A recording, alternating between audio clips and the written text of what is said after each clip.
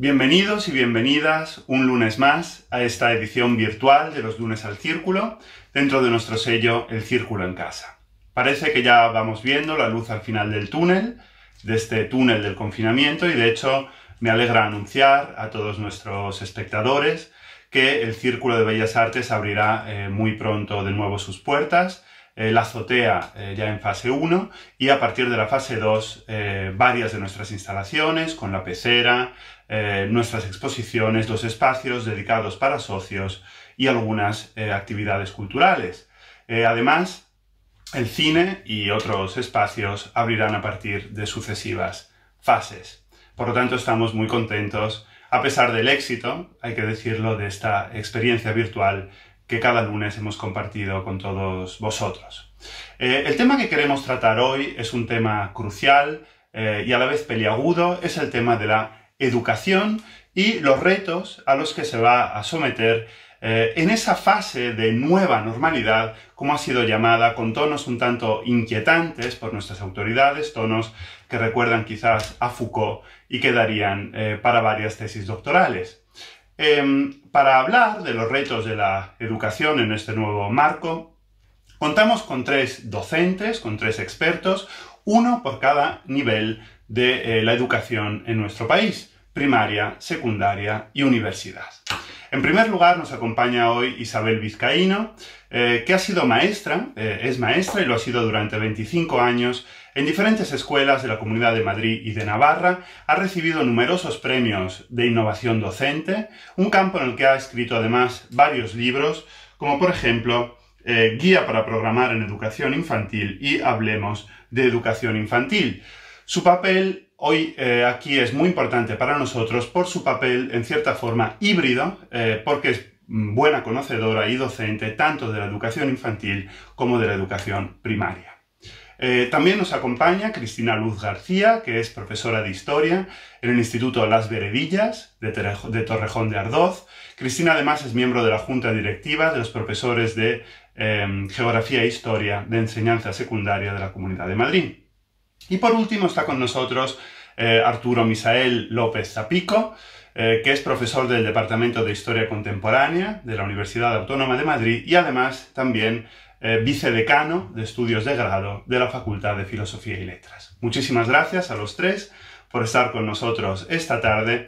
La idea que os vamos a plantear es que los 3 podáis responder a las mismas preguntas y por lo tanto os ruego concisión, pero también al mismo tiempo una profundización concreta en el nivel de enseñanza que cada uno representáis.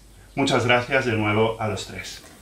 Hola Valerio, muchas gracias por traerme hasta este espacio tan maravilloso, los lunes al Círculo, donde compartiremos con vosotros y vosotras un poquito de educación. Me haces una pregunta dificilísima, no se sabe cómo va a ser la normalidad en las aulas cuando lleguemos a ellas, es muy complicado. Y me preguntas sobre lo que debería cambiar o lo que no debería cambiar. Pues mira, a veces me pasa que me gustaría cambiarlo todo, sinceramente, en la educación en España. Pero por otro lado creo que no. Hay muchas cosas que se pueden recuperar. Se puede recuperar esa escuela con mayúsculas. Esa escuela abierta, esa escuela proactiva. Esa escuela donde se transmitan valores como la solidaridad, la empatía, la mirada del otro, para ver qué es lo que cada uno necesita o quiere. Esa escuela que trabaja por proyectos, esa escuela que trabaja a partir del aprendizaje-servicio, donde los niños y niñas aprenden contenidos curriculares a partir de hacer una acción en la comunidad.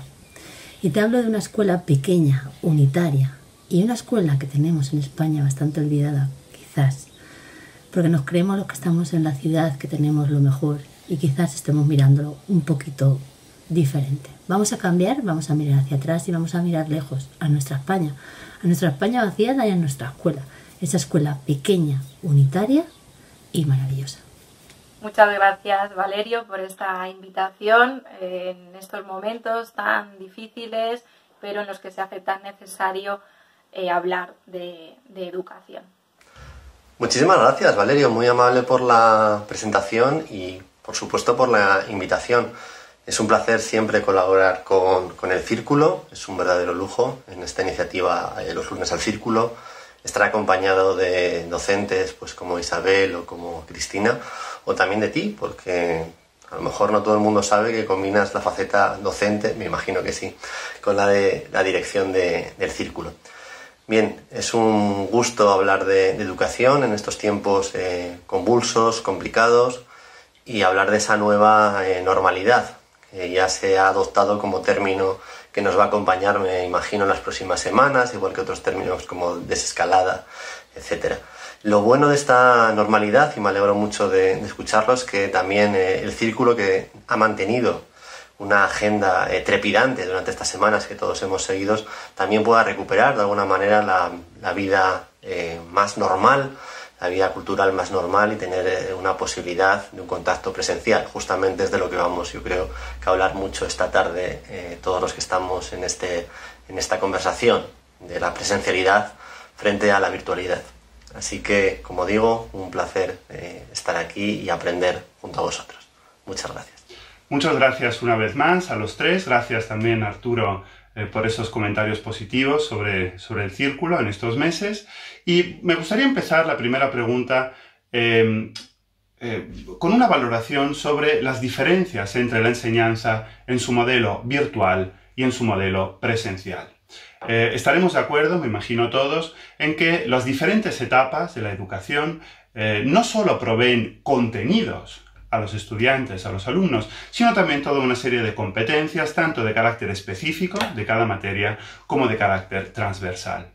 Más en general, ofrecen herramientas para una convivencia democrática, una convivencia ciudadana y, aún más específicamente, una serie de valores fundamentales para la existencia en general: el esfuerzo, el compromiso, la dedicación, la honestidad, etc. Me gustaría preguntaros, después de esta experiencia, de estos meses en régimen de enseñanza virtual, ¿qué elementos creéis que se pierden en mayor medida con un tránsito de un modelo presencial a un modelo no presencial? Y, en cambio, si pensáis que hay algún elemento que se gana con el modelo online y que, por lo tanto, puede suponer un avance con respecto a la enseñanza más tradicional a la que estamos acostumbrados. Muy interesante la pregunta, la verdad. Mira, has hablado de contenidos, has hablado de competencias, has hablado de convivencia, de democracia en la escuela y de gestión de bienes comunes. Y me planteas qué cosas, ¿no?, han sido positivas, negativas, diferencia entre este estado cuando estábamos en la escuela. Pues mira, por ejemplo, te digo qué nos ha pasado. Cosas valiosas. Tema de la programación, los contenidos. Los contenidos nos ha servido para programar, tener tiempos para programar. Los docentes en la escuela no nos da tiempo. O sea, es increíble, porque los niños son maravillosos y entonces la escuela es activa, en la escuela nos pasan muchas cosas y generalmente no tenemos tiempo para programar. O sea que esto ha sido beneficioso en este caso. Con respecto a competencias, los docentes que trabajamos por proyectos estamos trabajando por competencias. Ha sido hacer el cambio a lo digital, pero la competencia digital la teníamos ahí, bueno, pues un poquito, quizás en algunos centros que más que en otros, un poquito abandonada, ¿no? Entonces la competencia también no hemos podido abordar. Convivencia, pues mira, esto es lo que creo que hemos perdido, sinceramente. Hemos perdido la capacidad de empatía, el ponerse en el lugar del otro cuando existen los conflictos. Los conflictos no es algo negativo, los conflictos es algo positivo. Los niños necesitan tener conflictos, las niñas necesitan enfadarse, los niños y las niñas necesitan resolver. Y eso, por ejemplo, pues no ha pasado. ¿Qué ha pasado con las redes y qué ha pasado el estar en casa? Porque los niños y niñas no han tenido ninguna posibilidad de ponerse, de enfrentarse o de ponerse a una situación de distinto, ¿no?, de mirar distinto. Por eso ahí es lo que para mí es lo que más hemos perdido, ¿no?, el contacto, el estar mirando al otro, el hacer cosas juntos, el cacharrear. Eso ha sido, pues evidentemente, la pérdida, ¿no? Pero estas cuestiones están muy bien, pero fíjate, nos han hablado de la brecha digital. ¿Y la brecha digital de quién? ¿Solo de los alumnos con necesidades o con riesgo de exclusión social? No, perdona. La brecha digital también es la brecha de los maestros. Esto nos ha servido para poner las pilas con las TIC, que nos daba un poquito de miedo. También tenemos que ver cómo se han planteado las necesidades educativas especiales. ¿Qué ha pasado con esos colectivos, esos colegios tan diferentes que trabajan con la diferencia y que, bueno, pues yo creo que también han sido abandonados, ¿no? Luego, por otro lado, las necesidades básicas. ¿Qué ha pasado con la alimentación? ¿Qué ha pasado con unas comunidades con otras? ¿Por qué se han gestionado tan diferente? Porque hay comunidades que han dejado los comedores escolares, abiertos y otras comunidades que les han dado pizza todos los días a comer. Con lo cual te digo que puedo decirte que para mí, bueno, pues los elementos más valiosos que hemos tenido en todo este momento han sido, por un lado, la estructura organizativa de los docentes y de los colegios. Cada colegio se ha organizado de una manera, pero lo hemos hecho, creo que bien. Por otro lado, el orden. ¿El orden en qué? El orden en las programaciones, el orden en el podernos juntar todos. Ahora no había excusas, nos hemos visto todos todo el rato, hemos podido dar una atención individualizada y coordinada y programada. Y por otro lado también el respeto hacia quién, el respeto hacia la docencia. Parecía que cualquier persona podía ser docente y bueno, pues creo que se ha visto estos días que no es tan fácil dar clases, no es tan fácil estar con los niños y además que aprendan de una forma significativa. Entonces yo creo que se ha puesto en valor lo que es la docencia, ¿no?, en España. Y por último me gustaría hablar con lo que en este momento de la brecha cultural, ¿no?, del capital cultural. ¿Qué ha pasado con él? ¿Realmente hemos visto dónde se ha perdido? ¿Quién ha perdido más? Hay niños que no tienen libros en su casa. Pues efectivamente, el contacto con el alumnado en clases es esencial y yo creo que precisamente esta situación lo está demostrando especialmente. Yo creo que lo que más echamos de menos el profesorado en su conjunto y también el alumnado es ese contacto. Incluso con alumnos disruptivos en el aula nos encontramos que nos están escribiendo diciendo que echan de menos estar en clase, que nos parecería sorprendente. Esta situación de falta de contacto humano, de falta de salida a la realidad del instituto, se hace todavía más apreciable en contextos desfavorecidos, en familias con cierta vulnerabilidad económica, en la cual esos alumnos al fin y al cabo están perdiendo la salida al ver otro mundo, otra realidad posible, otra manera de hablar. Con lo cual, efectivamente, esta situación lo que está haciendo es incrementando, obviamente, estas desigualdades. ¿Cómo podemos, en una situación así, remediar esta falta de contacto? Bueno, pues creo que hay maneras.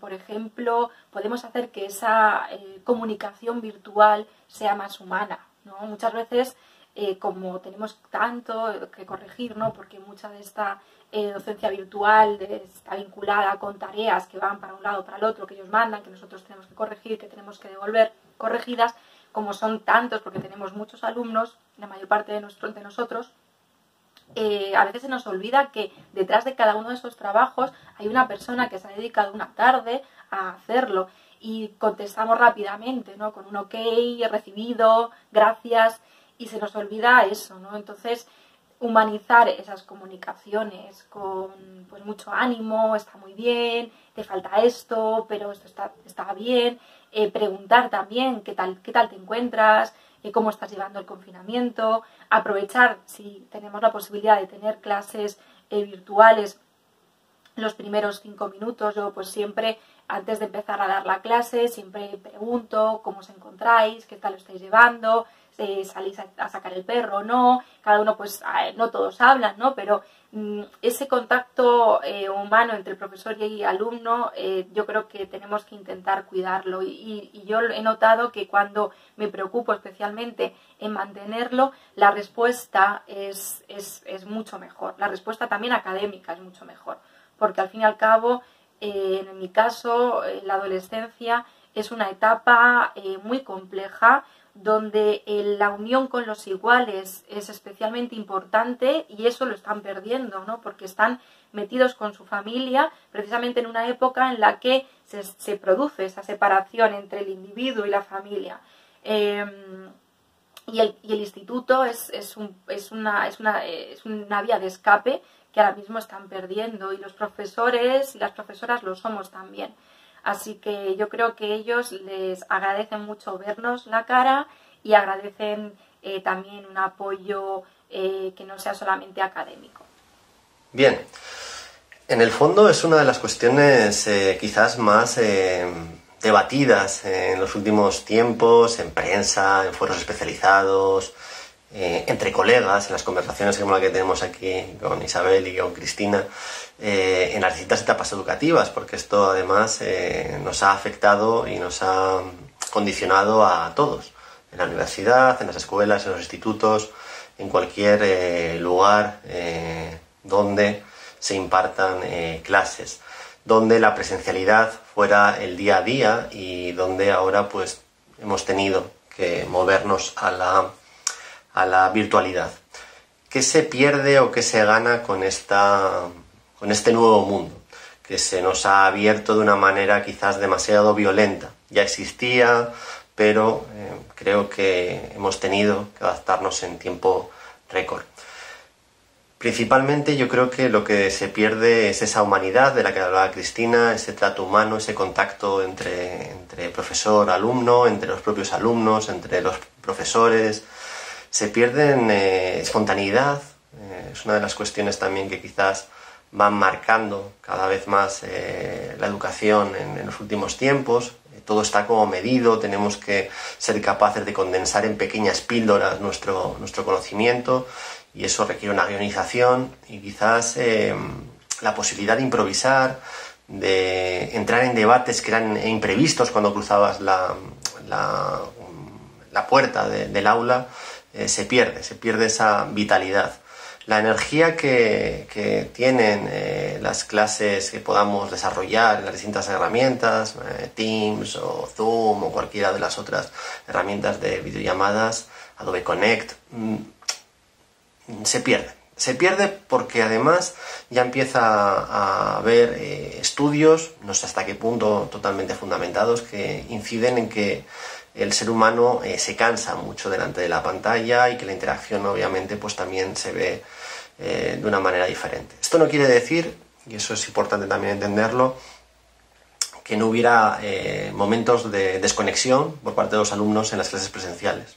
Al contrario, todos creo que los que tenemos en los últimos años la posibilidad de impartir docencia en la universidad, estamos siempre pendientes de cómo nuestros alumnos se pierden a veces con el móvil o pierden atención con el portátil que llevan en teoría para facilitarle la toma de apuntes, y al final pues acaba siendo una herramienta para otro tipo de usos. Pero imaginemos lo que está pasando, lo que está sucediendo en las casas, ¿no? en las viviendas de esos estudiantes cuando están conectados a una videoconferencia de este tipo. Sabiendo en muchos casos que a lo mejor pueden acceder a una grabación posterior. La desconexión puede ser plena, podemos tener abiertas múltiples pantallas y estar simplemente, bueno, pues con una oreja escuchando la conversación y con otra pues estar, incluso se han dado casos de estar viendo vídeos o cualquier otro tipo de entretenimiento, de ocio. Por tanto, ¿qué se pierde? Pues esa faceta humana, esa posibilidad de hacer algo diferente y algo muy importante, la libertad. La libertad porque cuando sabemos que nos están grabando no nos comportamos igual que cuando sabemos que no hay esa posibilidad. Y en las clases que van a quedar ahí para el futuro, o si por ejemplo subes una presentación en PowerPoint con audio, yo creo que te cuidas mucho más y eso nuevamente afecta a esa espontaneidad de la que hablaba anteriormente. ¿Qué se gana? Hombre, pues se gana la posibilidad, ¿no? La ubicuidad, la posibilidad de organizar tus sesiones de una manera diferente, tu proceso formativo de una manera mucho más flexible, que es lo que siempre ha sido la gran competencia, ¿no? De la enseñanza no presencial frente a la presencialidad. Eso obviamente es una ventaja. Pero en el fondo creo que es uno de los retos que todavía no está resueltos. Yo sí tengo que elegir, y porque he tenido también la posibilidad tanto de ser docente como estudiante de plataformas no presenciales, yo me quedo con la presencialidad. Pero quizás porque me gusta la posibilidad de la provocación, de huir del discurso sencillo, del discurso preparado. Y eso en la enseñanza no presencial, de algún modo, que es lo que nos está ocurriendo, nos da la sensación de que queda algo simplón, algo ramplón cuando lo hacemos. ¿Por qué?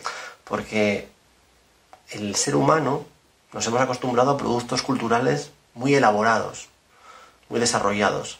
No es lo mismo coger tu móvil y grabarte en cualquier sitio. Obviamente el mensaje está ahí, pero tienes que pensar en un encuadre, en un problema de sonido, un problema de conexión.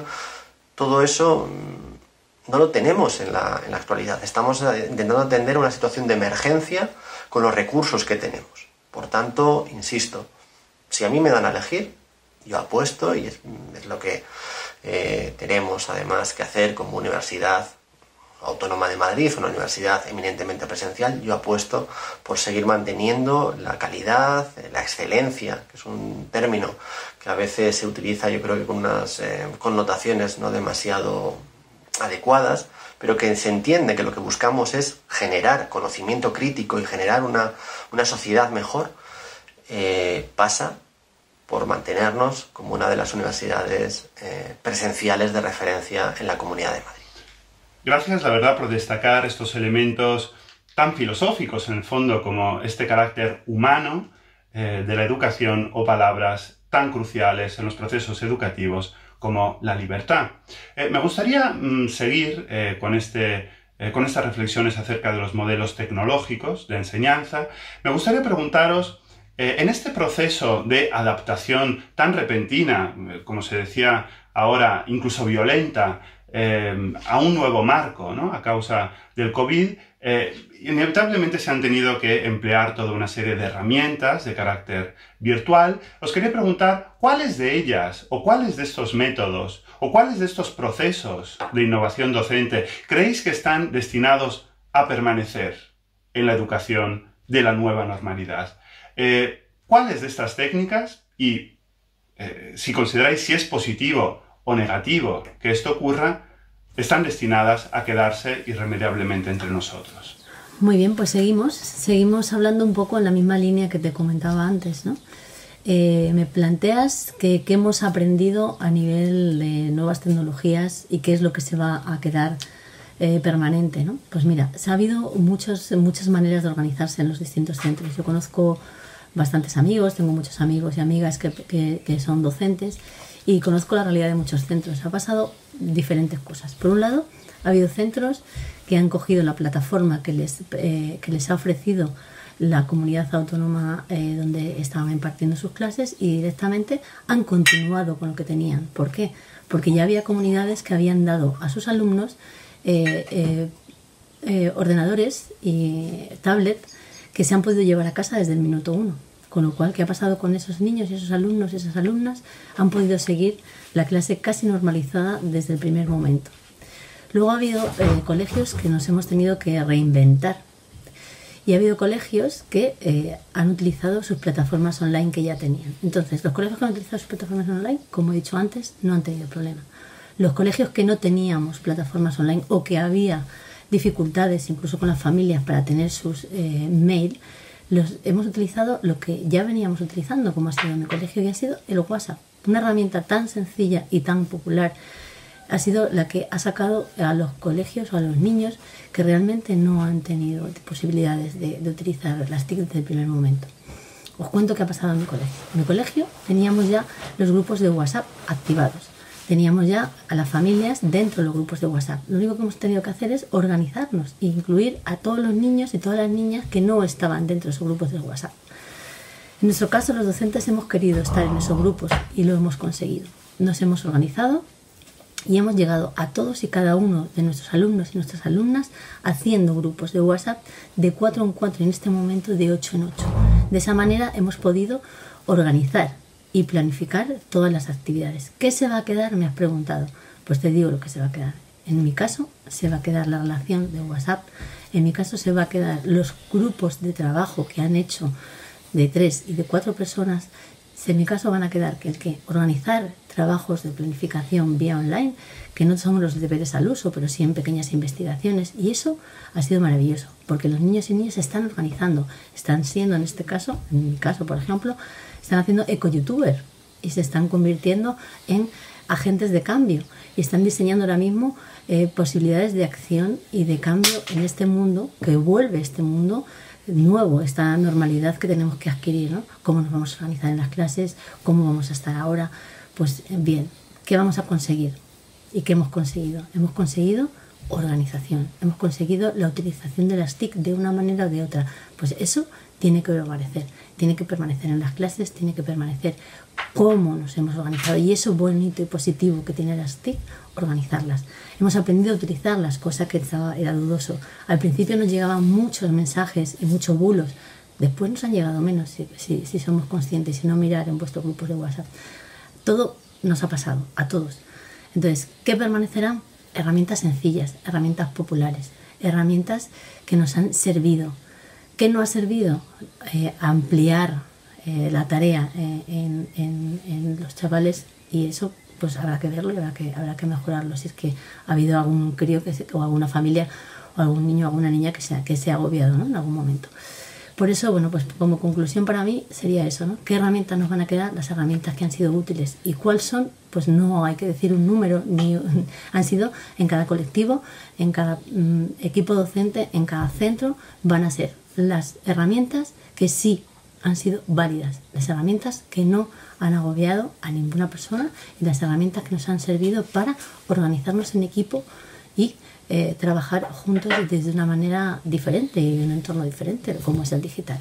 Así que bueno, pues quedarán las herramientas que cada colectivo considere oportunos. Pues sí, seguro que muchos de los aprendizajes los vamos a llevar también, ojalá, para las clases presenciales, para cuando vuelvan las clases presenciales. Es cierto que muchas de las plataformas que estamos utilizando ya existían, incluso las oficiales, ¿no?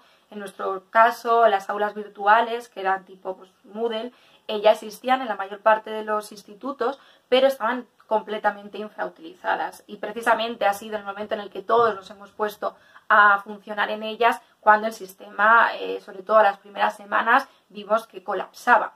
Por suerte hubo una inversión en mejoras de estas plataformas, pero siguen siendo deficientes en muchos casos. Por ejemplo, las clases virtuales, en el caso del profesorado que se anime a dar clases a sus alumnos en directo, tenemos que utilizar obligatoriamente plataformas privadas.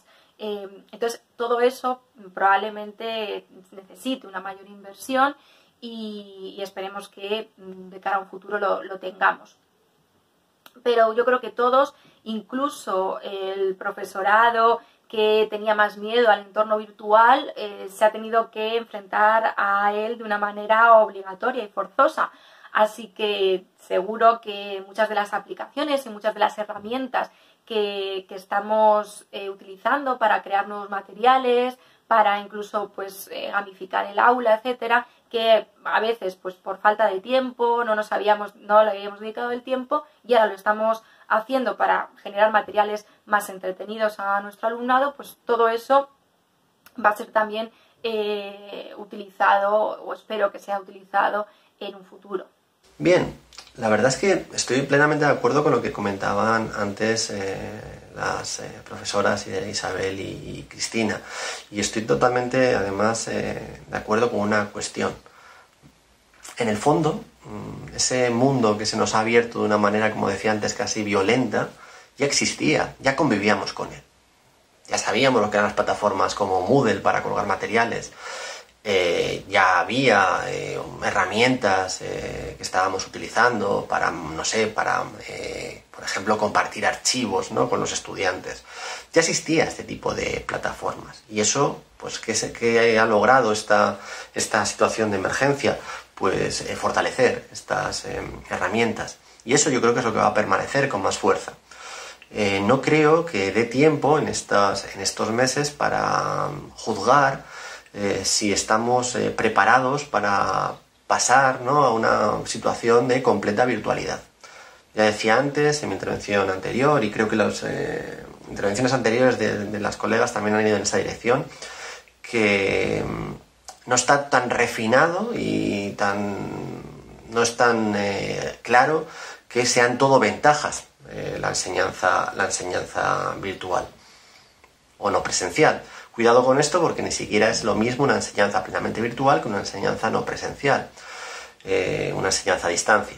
Por tanto, habría que ser mucho más específico. ¿Qué podemos sacar como experiencias positivas de esta situación? Que siempre hay que buscar, ¿no?, la parte positiva. Bueno, por un lado, como también se ha comentado ya esta tarde, colegas que a lo mejor tenían ciertas prevenciones, pues han dado cuenta de que son capaces de realizar más acciones tecnológicas de las que ellos esperaban. Y eso creo que es una ventaja, porque es un profesorado que se ha reciclado en tiempo récord y además que con unos resultados creo que bastante satisfactorios. Creo que las instituciones han dado también cuenta de la necesidad de apostar por la tecnología. Hemos tenido todos experiencias de sobrecarga de los servidores, problemas de saturación, y creo que eso se irá corrigiendo. Pero también creo que las instituciones han dado cuenta de la debilidad de la tecnología.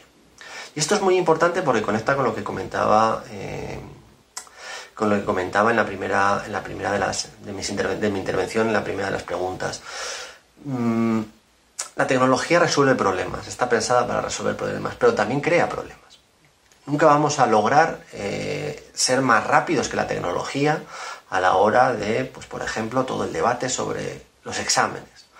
Y es una cuestión importante porque creo que también el debate que puede permanecer y que debería de permanecer es hasta qué punto tiene sentido seguir evaluando con las mismas herramientas que evaluábamos tradicionalmente. Y eso puede ser un cambio, eso puede ser una circunstancia que sea positiva, abrir ese debate.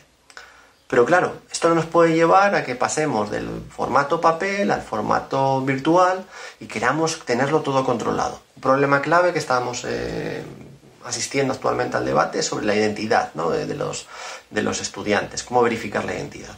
Y es muy curioso porque se ha planteado ahora en términos de tipo test o ese tipo de modelos de exámenes de modelo de cuestionarios. Pero cuidado, es que este tipo de cuestiones de la identidad ya lleva mucho tiempo preocupándonos. ¿Cómo sabemos que un trabajo fin de grado, un trabajo fin de máster, está la autoría confirmada por parte de ese alumno? Quizás en un trabajo fin de máster, en una tesis doctoral, es mucho más sencillo porque el seguimiento suele ser más, entre tutor y alumno suele ser más estrecho. Pero en un trabajo fin de grado ya puede haber alguna duda razonable. Y en los trabajos monográficos que solemos solicitar para distintas asignaturas, ahí la duda puede ser notable. Y no me estoy refiriendo únicamente al problema del plagio, que también tenemos mecanismos tecnológicos. Por ejemplo, en la Universidad Autónoma de Madrid utilizamos la herramienta Turnitin para combatir el plagio. Me estoy refiriendo a la posibilidad de que otras personas hagan esos trabajos.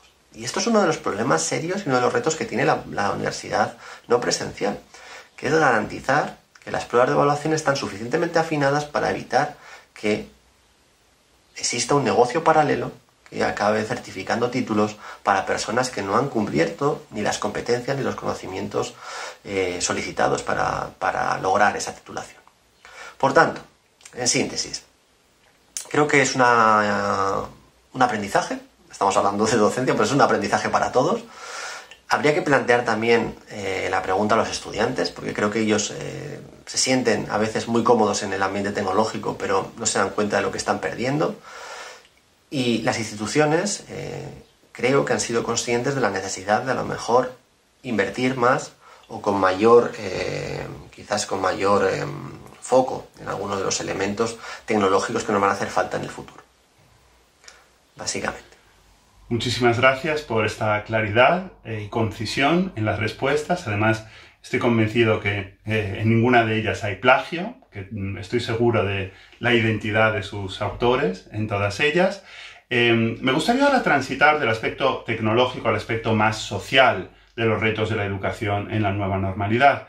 Si algo ha dejado claro esta crisis es que la educación en sus diferentes niveles no solo cumple un carácter estrictamente docente o educativo, sino también social o incluso podríamos decir asistencial, desde los comedores de la educación infantil hasta las becas de la etapa universitaria, hasta la posibilidad que dan las escuelas, los institutos y las universidades de escapar, por ejemplo, a espacios de marginación o de violencia. Lo que queda claro es que, de algún modo, recortar en educación tiene drásticas consecuencias sociales. Quería preguntaros si esta experiencia que hemos tenido en estos meses, de manera análoga a lo que puede ocurrir con la sanidad, hará consciente o no a la opinión pública de nuestros políticos de que hay que invertir en educación no solo por los rendimientos estrictamente educativos, sino también por sus repercusiones sociales. Y también, a tenor de esto, más específicamente, si pensáis que esta reflexión o potencial reflexión de la clase política y de la opinión pública podría ayudar a mejorar en algo las realmente muy precarias condiciones laborales de los docentes en todas las etapas. ¿Qué opináis de esto? Pues muchas gracias por permitirme hablar de los recortes en educación, sobre todo en educación pública. Hablar de recortes es muy serio, mucho más serio de lo que creo que los ciudadanos del mundo se piensan, ¿no? Recortar es quitar a los niños de profesorado especializado, niños con necesidades educativas especiales, alumnos que necesitan atención individualizada. Los grupos son demasiado numerosos. Tenemos aulas a 28 personas para un docente solo. Eso no se puede llevar a cabo un trabajo normalizado y un trabajo de calidad. Lo primero que tenemos que hacer es dar recursos a la educación, que haya más docentes en las aulas, que los grupos sean más pequeños. Ahora mismo estaban diciendo, vamos realmente a tener 15 alumnos por aula, ojalá. Volvemos otra vez a lo que comentaba al principio. Eso es lo que tenían en la escuela rural. Ojalá lleguemos a 25 alumnos por aula en condiciones de excelencia, que implica, sobre todo, recursos humanos para poder trabajar con cada uno y cada una de las personitas que tenemos en nuestras manos. Hablar de recortes implica, además, hablar de lo que acabas de decirnos, y es de las condiciones laborales del profesorado. Yo no pienso que los docentes en España cobremos poco.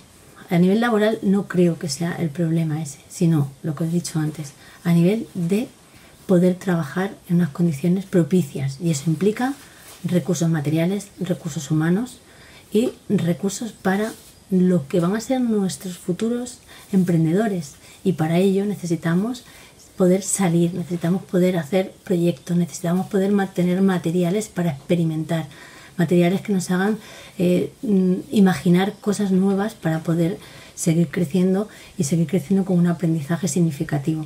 El aprendizaje significativo nos lleva a hacer las cosas de una manera diferente, no coger solamente el libro de texto. El libro de texto es una herramienta, los libros son una herramienta, pero hay otros medios, otras metodologías que podemos trabajar.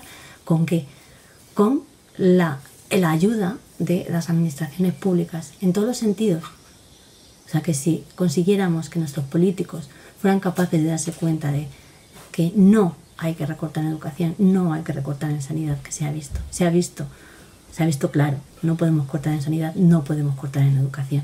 Nuestros niños y niñas necesitan la mejor educación, una educación de excelencia con los materiales y las necesidades humanas necesarias para que todos y todas tengan una educación de calidad y en función de la equidad. Cada colegio necesita su material, cada colegio necesita su estructura. No es lo mismo un colegio de difícil desempeño que un colegio que no tiene ningún problema. No es lo mismo los colegios donde tenemos una diversidad increíble de personas pequeñas, humanas, que necesitan un crecimiento personal acorde a su necesidad. Por eso pido equidad y, por favor, no a los recortes en la educación. Pues ojalá fuese así, ojalá esta situación nos ayudase a darnos cuenta de la importancia de la educación pública, igual que de la sanidad pública, en general de la inversión en educación, pero mucho me temo que al ser esta crisis una crisis, no solo una crisis sanitaria, sino una crisis económica, probablemente no va a estar relacionada con un incremento en la inversión en educación.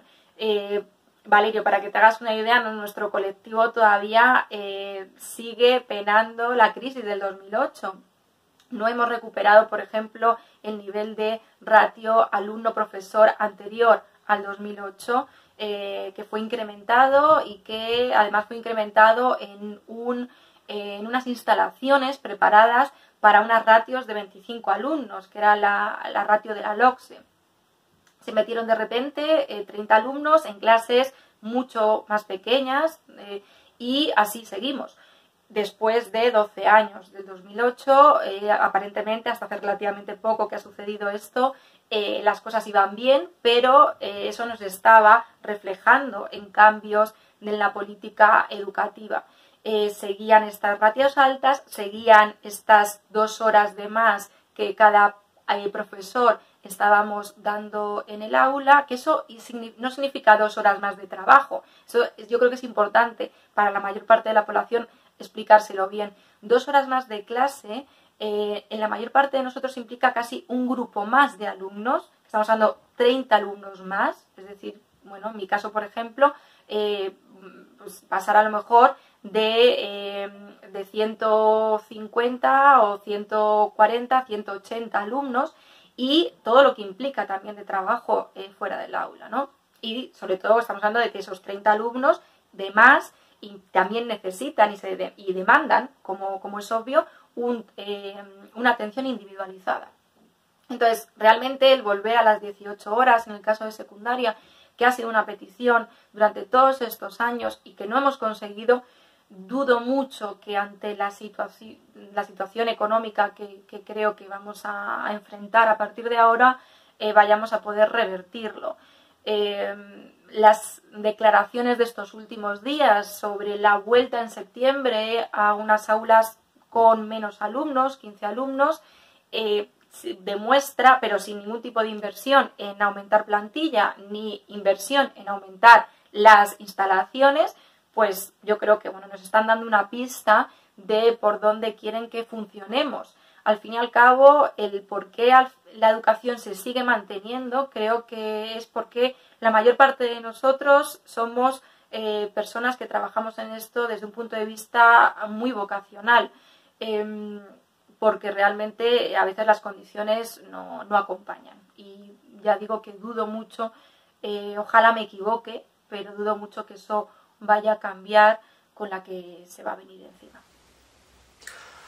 Yo creo que aquí has dado en uno de los elementos fundamentales, y estaba escuchando a las compañeras y no puedo estar más de acuerdo con ellas.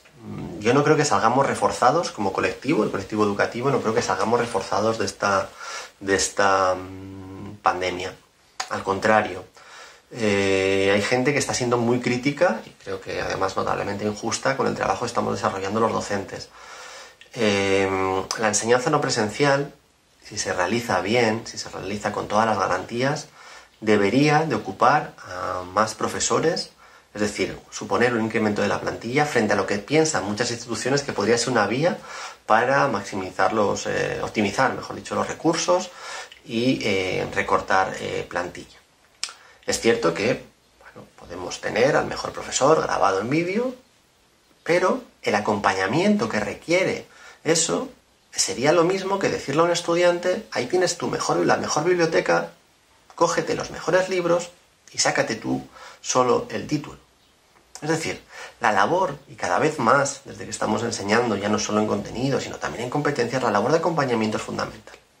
Y cuando tienes grupos numerosísimos, y tienes que atender a esos grupos numerosos a través del correo electrónico o de las plataformas, el contacto a veces es difícil. Hablaba antes casi Cristina de que tenemos que cuidar el factor humano para no volvernos autómatas. Y creo que ese es el gran problema que tenemos en la sociedad actual. La gente considera que la labor educativa es meramente poner deberes, corregir, poner deberes, corregir. Y esto, cuando llega a las fases superiores de educación, a la universidad, es una prueba de madurez para los estudiantes, que requiere pues, un contacto cercano con ellos, un seguimiento, pero también un cierto compromiso. ¿Va a poder, de alguna manera, ser compatible esto con la crisis económica que parece que nos aguarda? Va a ser muy difícil. Va a ser muy difícil que las instituciones hagan más inversión en educación. Confiemos que por lo menos no haya recortes. Y eso va a implicar que nuevas iniciativas, nuevos experimentos en esta línea pues van a nacer con plomo en las alas. Por tanto, me temo, y aquí soy muy pesimista, que ni vamos a salir como colectivo reforzado. Hay mucha gente que piensa, de hecho, que hay profesores o docentes que no han estado a la altura y que se han conformado con simplemente compartir unos materiales, un manual y ya tenéis todo lo que era mi curso. Son casos que seguro que se han producido de manera anecdótica, pero que nos han hecho mucho daño como colectivo.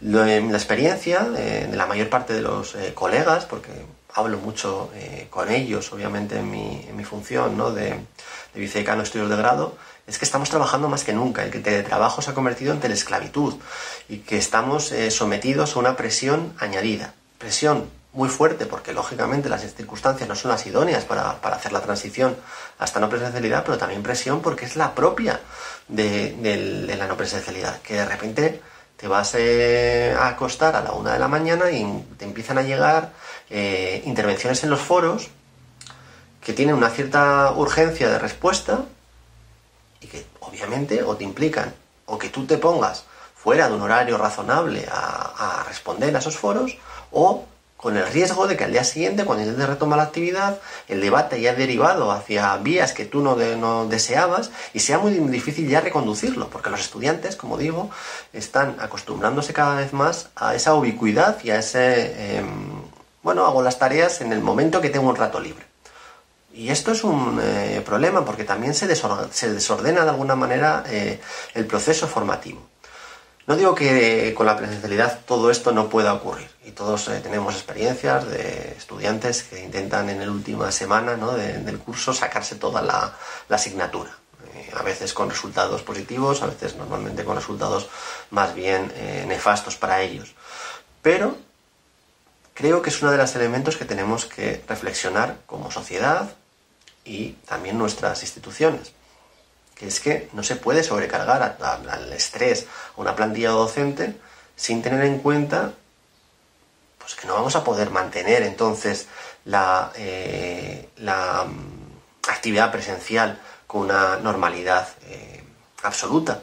Veremos a ver cómo se desarrolla esa nueva normalidad, ese nuevo escenario, pero yo, insisto, soy pesimista por la crisis económica que parece avecinarse, que confiemos que no se prolongue y que sea un rebote fuerte de la economía pronto, pero estamos supeditados a cómo evolucione la pandemia, si hay vacuna, todo este tipo de cuestiones con las que los medios nos bombardean a diario. E insisto, socialmente, considero que frente a otros colectivos que sí que se están valorando más su entrega o su necesidad o la función social, creo que el educativo no está siendo muy bien tratado por parte de los medios y de la propia sociedad en estos tiempos. Y es una brecha que se puede abrir importante, sobre todo si pensamos, bueno, esto se puede realizar de una manera mucho más sencilla y en realidad los procesos formativos son menos complejos de los que nos habían dicho antes, ¿no? Basta con tener 3 o 4 materiales y yo mismo me puedo hacer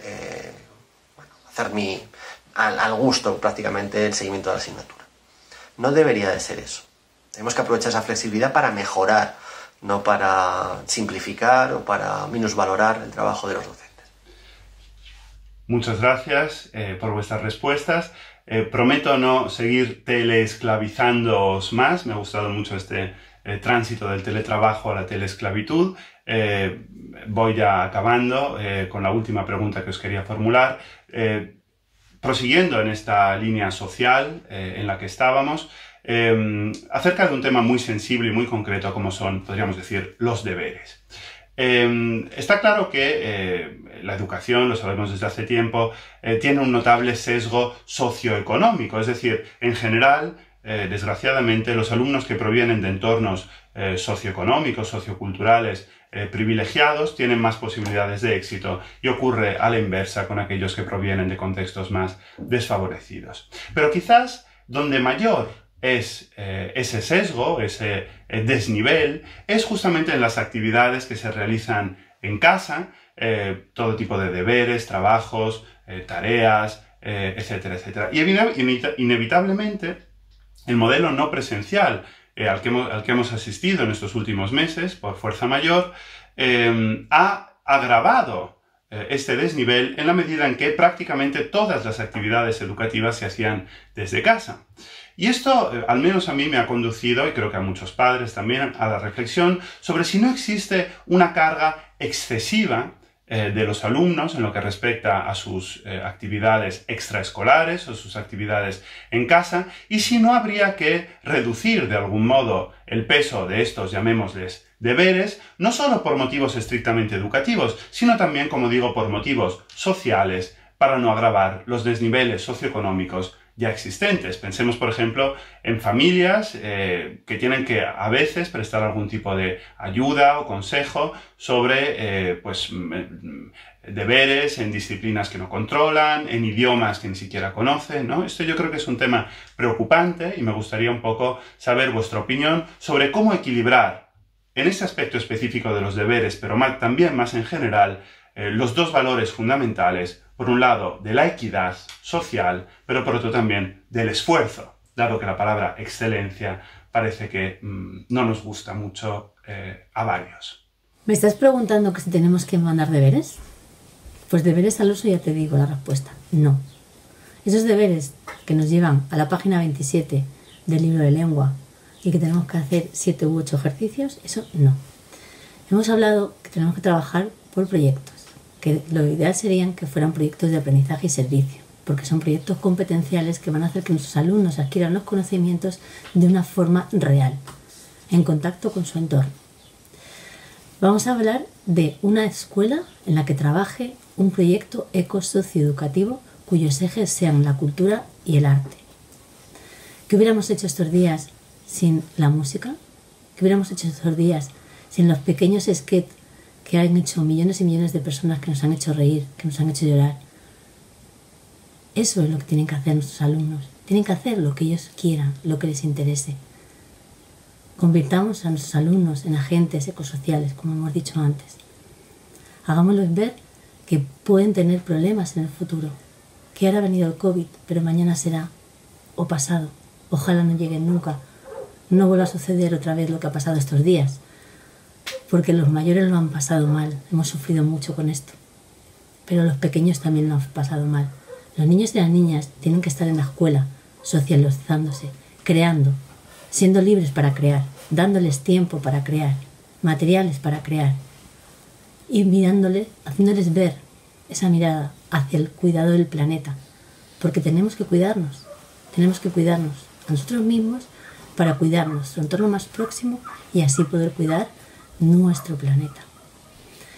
Por esto, vuelvo a repetir, incido un poco, creo que las escuelas, creo que los colegios, creo que las comunidades educativas deberían de convertirse en comunidades de convivencia y aprendizaje donde sea el arte, la cultura y el saber de nuestros ancestros la mirada principal. En los años 80 vivíamos en los pueblos con 5 maestros, 5 escuelas pequeñas, 5 bares. Los pueblos estaban llenos. Había vida en los pueblos. ¿Qué nos ha pasado? ¿Quién nos ha contado que tenemos que estar en la ciudad? ¿Quién lo ha pasado mejor en la ciudad? ¿Y en los pueblos? Volvamos la mirada. Volvamos a la escuela rural que tantas alegrías nos ha dado. Año tras año lo han demostrado. Volvamos al pueblo. Que todos y todas tengan un pueblo. Que todos y todas compartamos convivencia y aprendizaje en un entorno natural y que ayudamos a nuestros pequeños, que luego serán los mayores, nuestros científicos del futuro, nuestros maestros del futuro, nuestros políticos del futuro. Enseñémosles a mirarse a sí mismos y a mirar al otro. Y entonces habremos aprendido algo de estos días del COVID-19. El tema de las tareas en casa es un asunto muy complejo. Efectivamente, lo ideal sería que el trabajo fuese en el aula, o la mayor parte del trabajo fuese en el aula. Eso tendría que ir acompañado también con una revisión de los programas, de las asignaturas, de los programas, de los cursos, que son completamente inabarcables, ¿no? Entonces, digamos que el profesorado nadamos entre dos aguas. La exigencia de cubrir esos temarios, pero y hacerlo todo en clase o hacerlo la mayoría en clase y hacerlo de una manera dinámica y además atender a las individualidades de cada uno los alumnos y las alumnas. Bueno, entonces esto obviamente a veces es como jugar a un juego de malabares complejo. También yo creo que con el tema de los deberes y las tareas habría que diferenciar por edades. En el caso de secundaria, que es lo que puedo hablar, no es lo mismo la carga que se le puede mandar a un alumno de primero de la ESO que a un alumno de segundo de bachillerato. La carga de trabajo individual, porque yo insisto en que los deberes tienen que ser unas actividades individuales. Para que los deberes sean una actividad que lo pueda hacer el alumno o la alumna de manera individual, tienen que primero estar acompañados por unas guías claras del profesorado y siempre que sean, digamos, preparados para su nivel. Si fuese así, no necesitarían tanta ayuda por parte de las familias y probablemente no se verían los deberes como algo tan terrible, ¿no? Sino, yo creo que a día de hoy el problema fundamental es que las familias relacionan deberes con tiempo que el padre y la madre o los hermanos mayores tienen que ayudar o que tienen que invertir dinero para que sus hijos o sus hijas puedan realizarlo. Eso no debería de ser así. Debería de ser solamente un pequeño porcentaje del alumnado el que necesitase esa ayuda. Y en ese caso, las familias que no pudiesen pagar esa ayuda, que hubiese también por parte de planes de refuerzo, que en realidad existe, esa figura existe, lo que pasa es que en la mayor parte de los institutos muchas veces no se ofrece porque están infradotados económicamente. Obliga a un profesor de plantilla, o a veces no de plantilla, a quedarse por las tardes de una manera casi voluntaria, ¿no? Entonces, de nuevo, volvemos un poco a lo que comentábamos antes. Dejamos la educación a veces en manos de la voluntariedad de los que trabajamos en ella.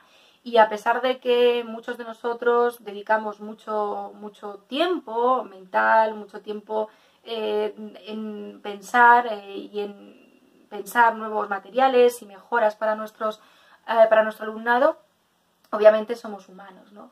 Entonces, yo creo que, volviendo al punto, el tema de las tareas también, si hubiera un plan de apoyo real por parte de las comunidades autónomas, de que esos planes de refuerzo para el alumnado que lo necesita, insisto, no tienen por qué ser todos. Lo ideal es que los deberes sean individuales, pero para el alumnado que lo necesita, que existan esa oportunidad durante las tardes para que tengan profesorado, que puede ser el profesorado que tienen por las mañanas o otro profesorado para ayudarles. Entonces, creo que el problema se subsanaría en gran parte. Hombre, en el caso de la enseñanza universitaria es verdad que la cuestión del volumen de trabajo es diferente y entiendo que el debate es muy diferente al del famoso debate de los deberes, ¿no? Que comentaban Cristina e Isabel.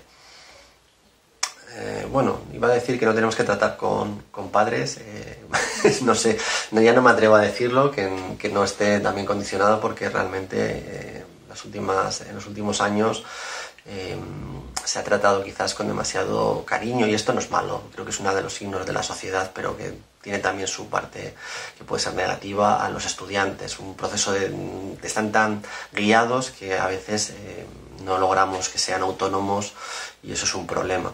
Son autónomos para muchas otras facetas de la vida, nos sacan ventaja, ¿no? Cuerpos de ventaja cuando nosotros éramos estudiantes, pero creo que en ese compromiso, en esa disciplina, en esa capacidad de concentración se ha diluido. Pero creo que es, insisto, que es un poco el signo de la sociedad, de los tiempos que nos han tocado vivir. Decía que quizás aquí el problema del volumen de trabajo ha estallado ahora, curiosamente. Muchos estudiantes han planteado que era excesivo la carga de trabajo que se les estaba solicitando en este tránsito a la no presencialidad. Es un debate también abierto que se puede seguir, por ejemplo, en las redes sociales, donde los estudiantes se han quejado mucho de esto. Bien, yo siempre digo lo siguiente. Hemos sido un modelo educativo diferente. Ese espacio europeo de educación superior, el famoso Bolonia, tenía una faceta importante que era la del trabajo autónomo, que quizás no estaba tan desarrollado en los planes de estudio o en la legalidad anterior. donde tú podías organizarte tu proceso formativo sin ir a clase, porque no era un elemento, te podía servir, ¿no?, para preparar la asignatura, pero no era el elemento indispensable a la hora de examinarte, porque ibas a tener un examen muy duro, posiblemente de una asignatura anual, al final de curso, y bueno, pues había una preparación que podía ser a través de manuales, los apuntes de la persona de clase que tuviera buena letra y que copiara todo, este tipo de cuestiones. Bien, si pasamos a Bolonia y lo que queremos es evaluar en competencias, esa prueba final ha perdido peso. Y es lógico, porque esa prueba final pues puedes sacar en conclusión si la persona sabe redactar, o si tiene mucha memoria, o si establece buenas conexiones críticas desde un punto de vista temático, organiza las ideas, de acuerdo. Pero se pierde una parte de las competencias que tenemos que evaluar: el trabajo en grupo, la posibilidad de presentaciones orales, el trabajo autónomo, el autoaprendizaje, el aprender a aprender. Todo este tipo de elementos no se pueden evaluar con una prueba final. Se tienen que evaluar ¿dónde? En el entorno de la clase. Claro, esto sufre. Sufre porque, de alguna manera, muchos estudiantes quieren no tener que estar en clase, porque les supone un problema madrugar, por ejemplo, y piensan que de una manera virtual pues esto se solventa. Pero creo que tenemos que defender la necesidad de que, dentro de las pocas horas de contacto que tenemos, ellos cojan las claves para poder trabajar de manera autónoma. Recordemos, una asignatura de grado clásica, que son 6 créditos ECTS, el Sistema Europeo de Créditos, se correspondería, en líneas generales, con 25 horas por cada uno de esos créditos. Básicamente puede llegar a 30, pero bueno, vamos a poner una media de 25 horas. 25 horas suponen, por tanto, un cálculo de 150 horas por cada asignatura. Las horas de contacto, en general, de presencialidad, que suele ser en torno al 33%, pues son 45 horas. 45 horas en las que ellos tienen que estar en el aula, que ni siquiera tienen que estar todas esas horas, porque sabemos que pueden faltar en algunas sesiones, de una manera justificada, etc. Bueno, ¿qué pasa con el resto de horas? Pues el resto de horas se supone que es las que tienen que dedicar a realizar trabajos en grupo, a hacer sus presentaciones o preparar las presentaciones orales, preparar la materia para el examen, etcétera, etcétera. Claro, yo siempre les digo lo mismo a los estudiantes. Les reto a que pongan el reloj cuando empieza el curso y que me digan si realmente rellenan esas 105 horas que tienen que hacer de trabajo autónomo por cada una de las asignaturas. Sería un trabajo muy duro semanalmente, muchas horas dedicadas a la materia. Pero es lo que estamos certificando como profesores. Estamos certificando que ese alumno ha superado una asignatura con 6 créditos ECTS. Y ese es uno de los principales problemas. Entiendo que pueden estar agobiados. Y entiendo que hay que fomentar que las tareas sean complementarias, que no haya solapamientos, y sobre todo, por ejemplo, que las entregas estén pautadas a lo largo del curso y que no haya ese acúmulo de tareas al final de curso. Bien, eso puede ser razonable. Pero yo tengo la convicción, espero que pocos estudiantes míos me lo tomen a mal, que en los últimos años pocos de mis alumnos han completado las 150 horas que estoy certificando. Y esto no significa que su proceso formativo haya sido peor. Yo sé que he certificado una superación de la asignatura con todas las garantías. Pero que se han olvidado de 30 o 40 horas que tenían que dedicar a lo mejor quizás a hacer otro tipo de lecturas, a aprender que hay vida más allá de la primera página de Google, a cómo buscar y cómo jerarquizar la información. Estoy seguro que sí. Y eso es una de las cuestiones que creo que tenemos que tener en cuenta. Y la otra, respondiendo a la otra parte de la pregunta, es la cuestión de la equidad social, de cómo podemos mantenernos como una institución que tenga un papel sociabilizador importante. Y creo que ahí vuelvo, y casi es ya que estamos en el círculo, pues un pensamiento circular, vuelvo a lo que comentaba al principio. Creo que la presencialidad es la mejor garantía para lograr ese equilibrio entre las distintas situaciones sociales que se generan en un entorno universitario. De lo contrario, si aprendemos desde un punto de vista individual, podemos perdernos una gran parte de la riqueza de ese contacto entre personas con distintas situaciones. La persona que tiene, por ejemplo, que trabajar para pagarse sus tasas universitarias, entra en contacto con aquella persona que tiene la posibilidad a sus padres de pagarle todo el grado sin ninguna necesidad de trabajar, por ejemplo. Personas que tienen beca o personas que no tienen beca de estudios de grado, por ejemplo. Todo ese tipo de elementos es lo que complejiza la sociedad. Y es una sociedad plural, es una sociedad diversa. Y eso se pierde en una pantalla. Eso no lo ves en una pequeña pantallita, no acabas de tener esa cohesión social que genera la universidad presencial. Por tanto, estamos ante un reto enorme. Insisto en que creo que socialmente la educación ha sufrido un cierto maltrato por parte de las instituciones, de los políticos, y que ojalá que resurjamos con más fuerza. Creo que cada vez se queda más patente la necesidad de formar, ya no solo formar en contenido, sino también formar ciudadanos. Pero claro, esto es un reto esencial que no puede partir únicamente de la voluntariedad, del voluntarismo de los docentes. Tiene que haber una complicidad con las instituciones, con la propia sociedad y con el entorno que nos rodea. Muchísimas gracias. Muchas gracias. Gracias de nuevo a los tres. Con esto terminamos, con este cierre circular. Terminamos este lunes al círculo. Ha sido un placer contar con los tres. Gracias por vuestras aportaciones, gracias por vuestra gran calidad pedagógica realmente a la hora de explicar cuestiones complejas. Gracias por compartir vuestras experiencias y también por mojaros en aspectos que muchas veces son delicados y en los que evidentemente habéis sido muy sinceros. Gracias de nuevo a todo el público que nos ve desde casa, y la semana que viene volveremos. Solo puedo decir que con un tema relacionado con el de hoy y que estoy seguro que va a ser del interés de todos vosotros. Gracias y hasta el próximo lunes.